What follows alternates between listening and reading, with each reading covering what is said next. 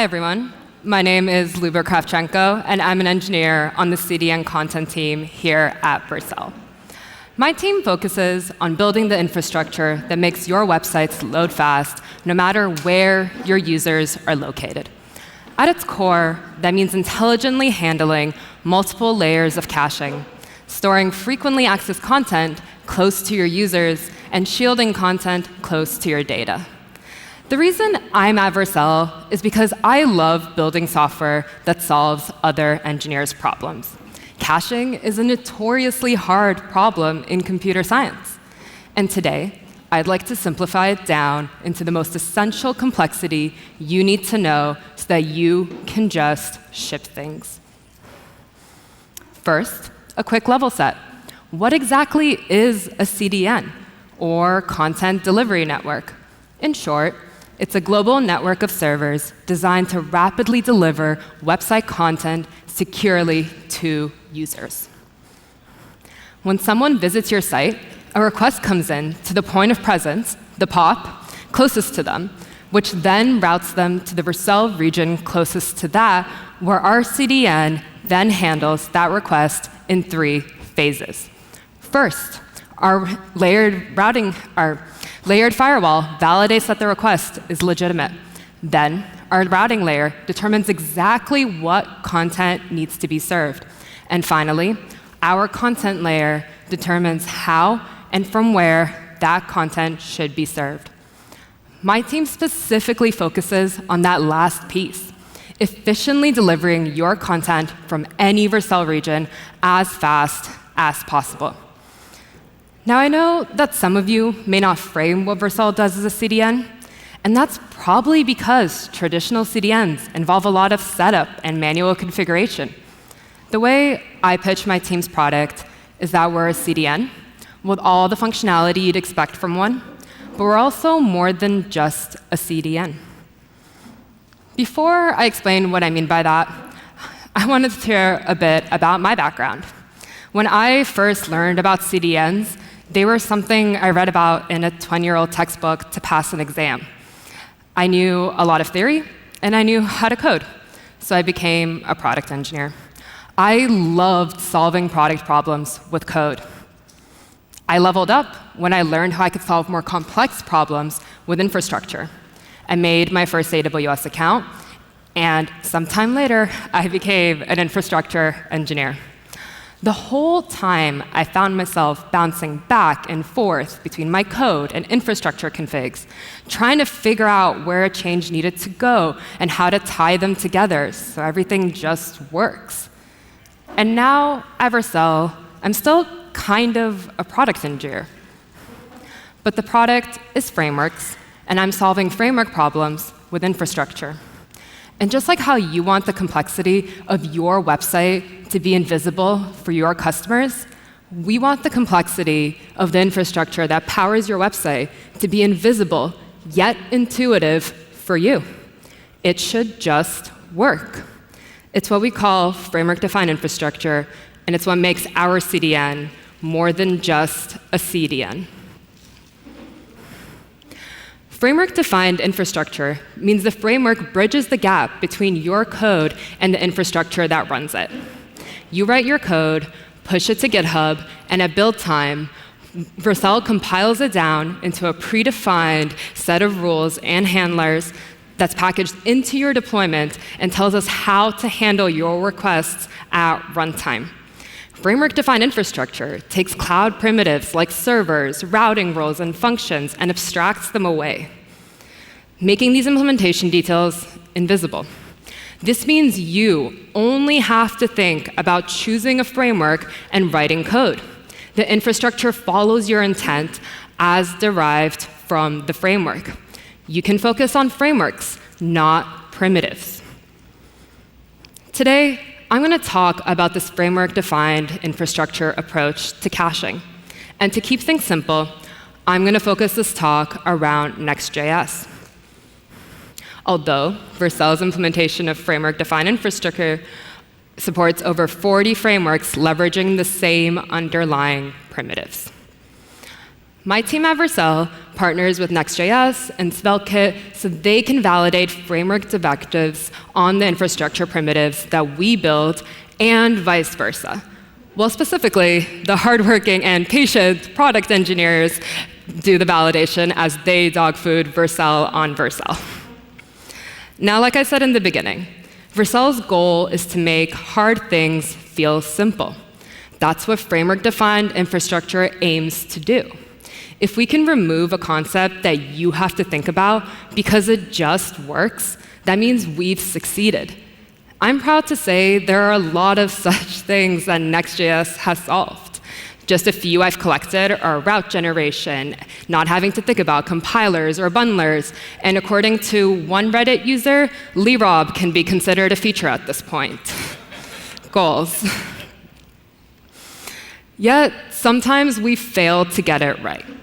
There have been times where while chasing simplicity, we ended up making things too magical, like with default fetch caching across deployments. Suddenly, fetching data inside a page leads you down a path where you have to think about static versus dynamic components, and pinning down when your regeneration is happening and why it's different for your page versus your data fetches. Next.js and Vercel have always felt approachable because everything is composable. You shouldn't have to know everything from day one in order to ship version 0 of your product. Then you discover and add complexity as you need it. Instead, with this approach, we force you to think about things like caching and cache revalidation from the very beginning. These are hard concepts. And we were reminded the hard way that magical does not equal simple. Because simplicity isn't about hiding complexity. It's about making complex things intuitive and transparent. So today, I want to make caching on Vercel feel simple again. I want to talk about where we came from, where we are right now, and where we're going. To begin, let's quickly talk about static versus dynamic rendering.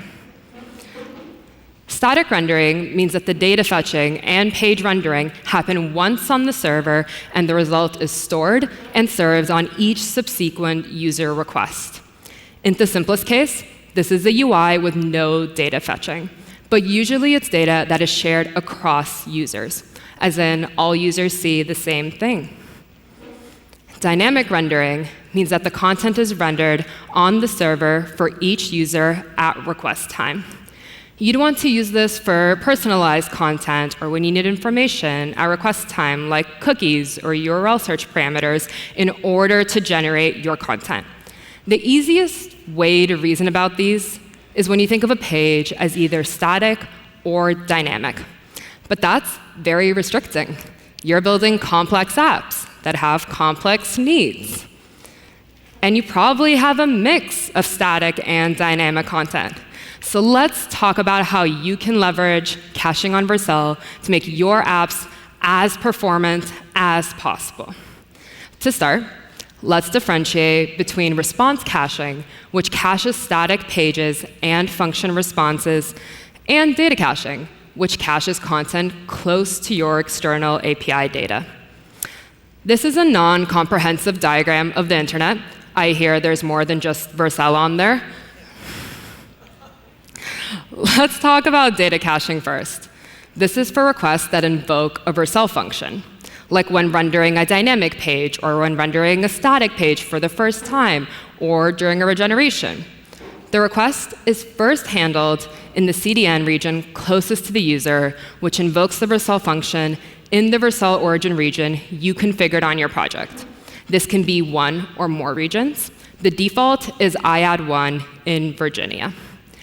It's during this function execution in your origin region that you can cache your external API data in the Vercel data cache. This cache is shared across function executions. So on every request, you can avoid that extra round trip to your external APIs. Data caching is especially valuable when dealing with slow backends or when aiming to reduce external request rates.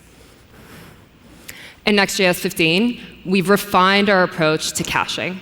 Instead of caching data by default, you explicitly opt in. You can do this by setting the cache option to force cache, or by specifying a revalidation interval with next.revalidate option. Alternatively, you can use unstable cache if you're not using the fetch API or if you need more precise control. With Next.js's new use cache directive, your page is dynamically rendered by default when data fetching occurs.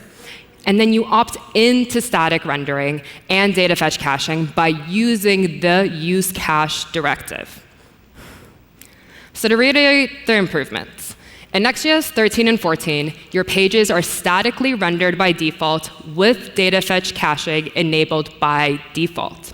In Next.js 15 onwards, your pages are statically rendered by default with opt-in data fetch caching. But soon, in Next.js, your pages will be dynamically rendered by default, and you must explicitly opt in to both static rendering and data fetching with the use cache directive. These changes makes your code's default behavior on Vercel intuitive, allowing you to opt into tools like static rendering and data caching once you actually need them. We've also added data cache observability to our Observability Plus product, so you can now visualize your usage, track your revalidations, and see exactly what content is stored in the Vercel data cache. Data caching is great for shielding your external APIs during a server-side render. But ideally, your application should serve as much content as possible from the CDN region closest to your users, without or even before invoking any server-side function. Like in this request that comes from New York City and is routed to the IAD1 region in Virginia, you want to serve content without going all the way to San Francisco. This means caching your function responses. And the best and simplest way to do that on Vercel is by leveraging incremental static regeneration, also known as ISR. The base principles of ISR are that serving your content should be faster, combine the performance benefits of static sites with the flexibility of dynamic content, almost never error, eliminate full outages from slow and erroring backends, and globally consistent, the ability to do global selective regeneration without needing to redeploy. To use ISR, all you have to do is follow the directives in the framework and deploy on Vercel. We do the work of ensuring that all the static content required to render your page is always available, while globally revalidating in the background to keep your data fresh. So let's build a blog using App Router and latest Next.js version. We're going to start with a single blog post, so we just add a simple static ISR page. This code will result in an ISR page that is pre-rendered, which means that it's generated at build time and served immediately at request time from the response cache without invoking a Vercel function. We can also add a route for a validate path, which is used in App Router to selectively force a re-render of one or more page paths. Now, if you make a change to your blog data, you can run this function to regenerate your pre-rendered page. You can use it to revalidate a specific page, like blog/myfirstblogpost, or you can revalidate a subset of pages by providing the parent path, like /blog.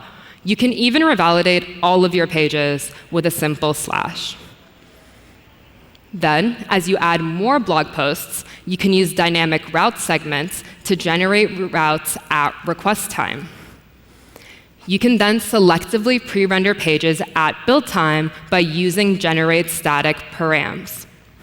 For example, here I am only pre-rendering my latest 5 blog posts, since they're the most likely to get hits. You probably also want a page that displays your full list of blog posts. We can use time-based revalidation here to refresh this list of blogs every hour. This page will be pre-rendered at build time and served for 1 hour. When a request occurs after 1 hour, we will serve the stale page and trigger a background revalidation to re-render the page and update our global caches. Importantly, you only pay to write content that has actually changed. Then, as your blog grows, you may want to selectively revalidate specific pages based on your application logic. So for example, you may have multiple authors writing blog posts, and if a single author changes their profile picture, you'll want to revalidate only all of their blog post pages. You can use tag revalidation by fetching the author data and tagging every blog post data fetch with the correct author. Then you would use revalidate tag to force a revalidation of the page and data fetch on the next request. Tag revalidation, just like path revalidation, ensures that the next request to your page will serve fresh data. With this example, the blog post data will get stored in the data cache during function execution, and the full ISR page response will be stored in the CDN cache. When the tag is revalidated, it will force a regeneration for both the ISR page and the data cache content. Tags are a powerful solution for selectively regenerating your application, but this solution has some limitations. For example, you may want to use the data returned by your API to generate a tag, or you may want to tag your ISR page directly without using the data cache. Again, Next.js's new use cache directive gives you direct control over cache tagging by providing a cache tag API that you can call within a cached function or component to associate a tag with it. And that's it. That's all you have to know in order to use incremental static regeneration. You just use the framework. Unlike traditional CDNs, you don't need to manually set cache control headers or coordinate global network invalidation or configure any caching settings. Vercel's zero-config CDN infers all of this behavior directly from your code because of framework-defined infrastructure. With pre-rendering, your content is generated at build time and is immediately available on your first user request, guaranteeing an always fast initial load without a cache miss or server-side function invocation. However, when you have very large sites, you can selectively pre-render your most popular pages and use dynamic route generation for the rest. You automatically get global consistency, meaning that every Vercel region serves identical content, no matter what revalidation strategy you use or how global your customers are. You also automatically get durability. We guarantee respecting your defined revalidation times for up to 31 days without access. ISR time-based revalidation will serve your stale content as your revalidation occurs in the background.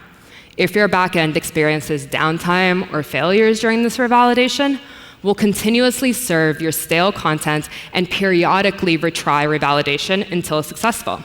So your website should never serve an error. Now let's dive into that durability part a little more. Within our CDN, we have two tiers of cache reads: CDN cache reads and origin cache reads, also known as ISR cache reads. Your CDN cache reads occur for your most frequently accessed content in the Vercel region closest to your users. This is fundamental CDN caching, so these reads are not charged for in ISR pricing.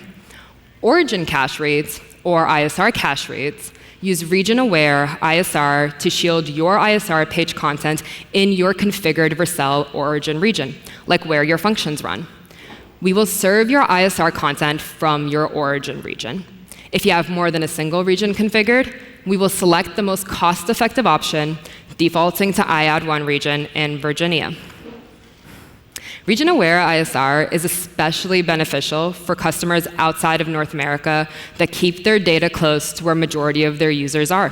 For example, an Australian company with a primarily Australian user base would want to keep their data in Australia and set their Vercel function origin region to Sydney.